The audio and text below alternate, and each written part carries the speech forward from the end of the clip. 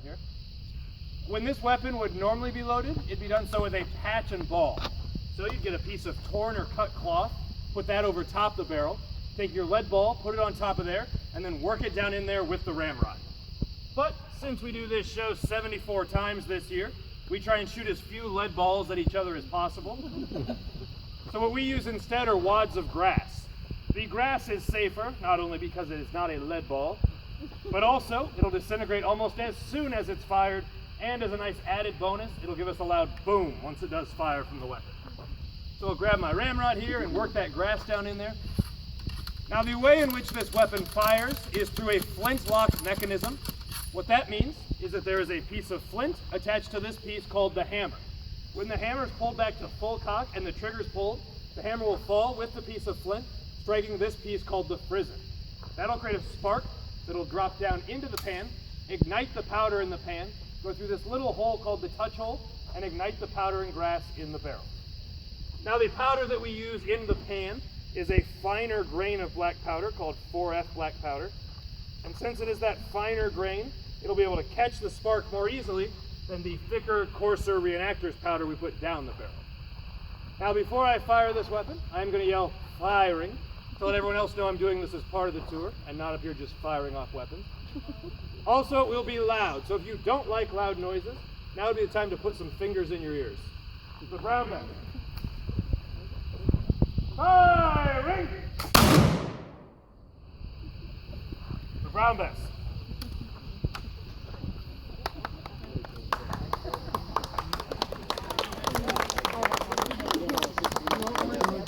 Now the next weapon I'd like to show you is this one right here. This is the Kentucky Hunter's Rifle. Now there are some similarities and dip. Hey, what's up, Todd? I just want to know if we can go over our combat right now. Yeah, here, you can give me like 10 minutes. I'm doing my tour right now. Well, that's better. Yeah. That's cool. I'm sorry. You think I was just hanging out with 80 of my closest friends? Yeah. But yeah, just give me like 10 minutes. I can come up and run through that combat. Can you use 5? Yeah, I've already done the best. Yeah, 5 should be fine. 5, cool. 5 minutes. Yeah. Cool, thanks, Tom. Sorry. Let's see. Oh, so there's similarities and differences between the Bess and the Kentucky. They are both muzzle-loading weapons, where the Bess was a smooth-bore musket. This one is a rifle. So, on the inside of this barrel, there are grooves cut into it that would allow a projectile to travel farther and with greater accuracy. Where the Bess could be accurate in the hands of a good marksman from 75 to 100 yards, the Kentucky here could be accurate up to 150 yards. Now this is a smaller caliber weapon, so I'm going to just pour 70 grains, half as much of that same reenactor's black powder down the barrel. Next thing I'm going to do is a little different. I'm going to turn on its side and give it a few hits. What this does is it helps to work some of that powder into the piece called the drum. If I can do that, it'll help to complete the chain and help the weapon to fire more reliably than if I did not. And once again, I'll get a pinch of my grass here, work that into a ball, and put it down the barrel. Another difference between this weapon and the brown Bess are the firing mechanisms on them. Where the Bess relied on that flintlock mechanism, where the piece of flint fell, hitting the steel frizzen to create the initial spark, this one does not. This instead is a percussion weapon. So, what starts that firing process are little brass percussion caps like this one right here. We'll go ahead and pull the weapon to half cock. That's a nice breeze. Yeah, wonderful. Yeah, breeze. We'll pull the weapon to half cock. The cap sets right here.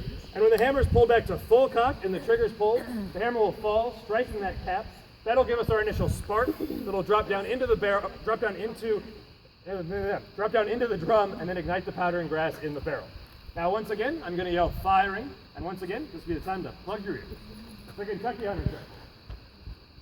Firing! That was even louder. Yeah.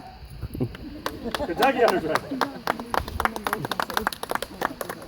Now there is one more weapon I'd like to show you, and that's this one right here. This is the 12-gauge shotgun. As some of you might have noticed, this is not a... Are you ready now? No, I still got the shotgun to do. That's what it's done. No, I did the Bess and the Kentucky, and now I've got the 12-gauge still. Oh, they all look the same. So I just thought you were done. Just one more. Give me like 2 or 3 more minutes. Hurry up. All right. Hurry up. So this isn't a period weapon, but it does serve two important purposes for us. First of all, sometimes the best in the Kentucky aren't as reliable as we'd like them to be, and they will misfire from time to time throughout the show. If that's the case, each of our stage left and stage right stage managers have a 12-gauge shotgun to back up that gunfire. Spoiler alert, there are certain shots that need to happen for the story to progress tonight. So if one of these weapons is supposed to take a shot that kills someone and it misfires, they can take the shot from off stage instead of having to die of a heart attack on stage. The second purpose this weapon serves is to create extra noise during the battles tonight. While most of the actors will be on the stage fighting in the 3 battles in our show, those not on stage will be backstage with 12-gauge shotguns firing off as many rounds as they can, so it sounds like that battle's roaring way off in the distance. Now this is a hinged breech-loading weapon, so it opens from the rear and that's where it'll load from. Our shotgun shells contain 90 grains of that reenactor's powder, with the grass already inside there. The shell goes in the back of the weapon. All right, The weapon latches shut. I am tired of waiting. It is time for And when us the to hammer's do pulled back right to full here, cock and right the now. trigger's Come on. pulled, We have to hammer will prepare fall, tonight. striking the primer, releasing a pin and firing the gun. Lucky you. 12-gauge shotgun. But you should not have been facing that.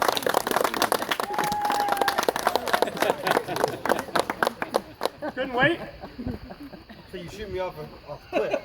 You get 2 warnings on the 3rd time I shoot you. Oh, 2 warnings in the 3rd time. You just shot me! I'm down here trying to do my tour. You're up there running your I'm mouth. trying to be You're ready like, for oh, tonight. let's but do what you I just want to wanna do. keep going on and on about guns that all look the same, all do the same thing. You like to doing this over and over. You know that I have my tours Tuesdays, Thursdays, You know Saturdays that at we 4 and 5 don't- o'clock. we are not So I ready just for this ask fight. that you wait We're not until ready for this. 4:30 when we're done, and then we can run through any combat you Oh, want. yes, we can run like combat right here. Right here. Oh, yeah, you want to do some combat? Oh, okay, sure, yeah. Come here. Here. All right. Now apologize. I'm sorry. Here. Do you want me to finish him off? Yes. No. Resounding yes. Mr. Tyler Tanner, everyone, let's give him a round of applause.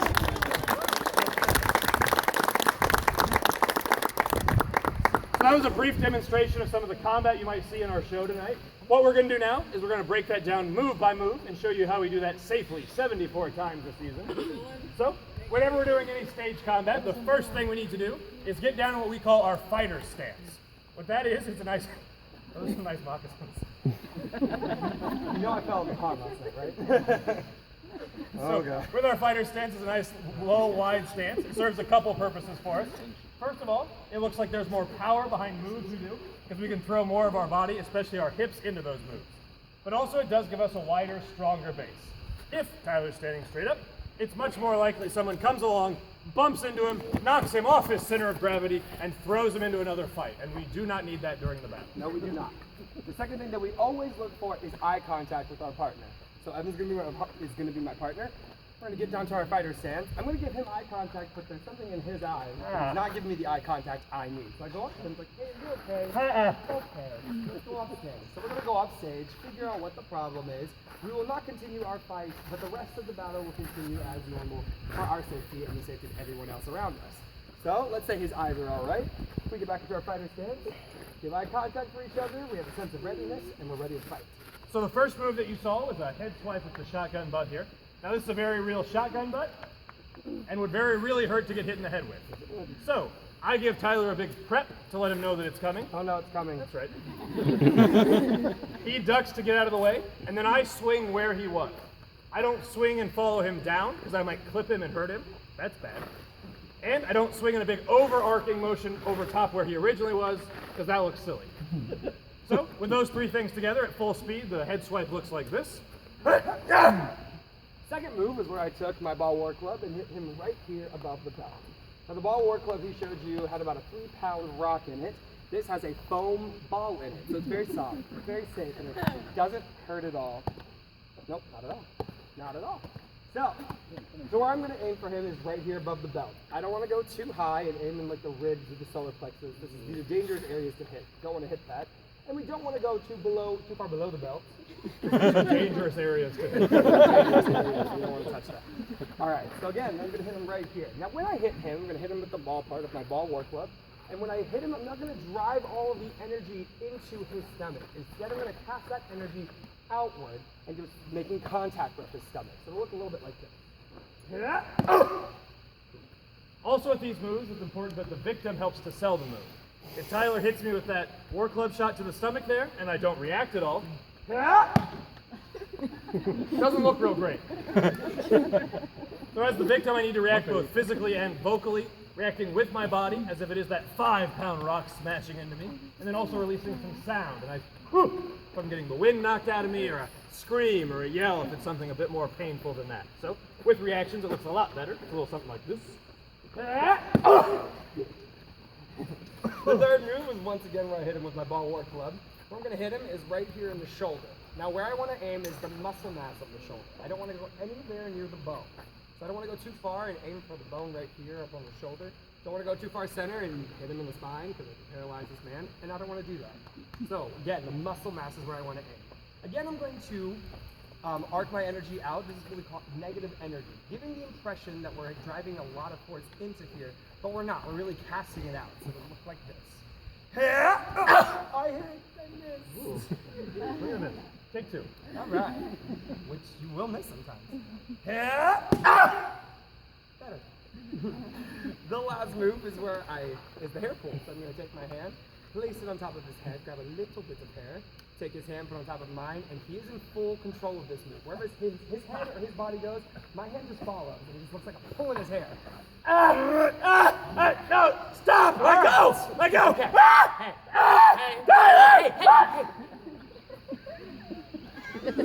The hair pull. That was all 4 moves. All right, so you guys will follow me.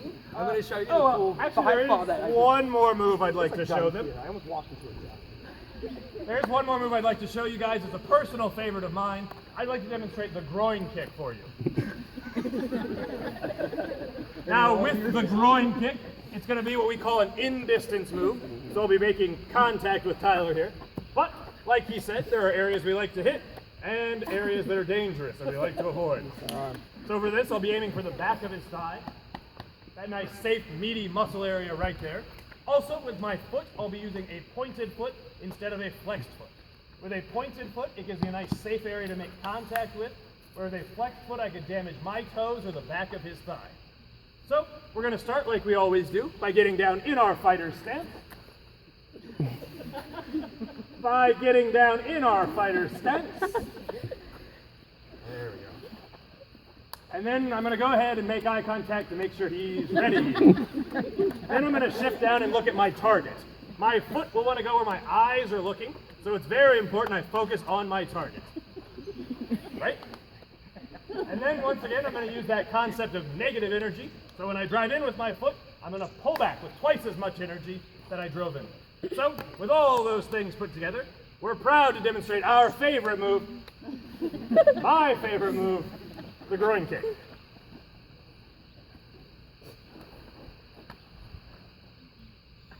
So